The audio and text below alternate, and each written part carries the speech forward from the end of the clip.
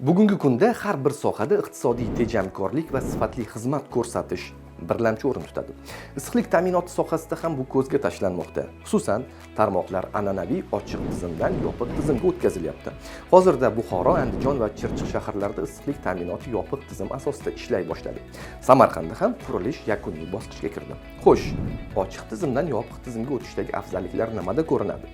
Yopiq tizimda individual issiqlik punktlari ko'p qavatli uy yerto'lasiga yoki hovliga o'rnatiladi. Eng avvalo shuni aytish kerakki, yopiq tizimda tashqarida havo pasaygan sari uyingizda harorat ko'tarila boshlaydi yoki aksincha. Bunda individual issiqlik punkti tegishli me'yorlar asosida o'zi avtomatik nazorat o'rnatadi. Optimal boshqaruv issiqlik energiyasi sarfini o'rtacha 25% gacha, ish vaqti belgilangan ma'muriy binolarda esa 50% gacha kamaytirish imkonini beradi. Shuningdek, asosiy afzalligi suv sifatida o'zgarish bo'ladi. Ochiq tizimda issiq suv to'g'ridan-to'g'ri shahar issiqlik tarmog'idan keladi va uzoq masofa sifatga ham ta'sir qilishi tabiiy. Individual issiqlik punkti o'rnatilganda esa vaziyat tubdan o'zgaradi. Yerto'ladagi qurilma toza suvni asosiy trassadagi suv bilan aralashtirmagan holda qizdirib xonadonga uzatib beradi. Qozonxonadan kelayotgan suv individual issiqlik punktining o'zidan yana qozonxonaga qaytib ketadi.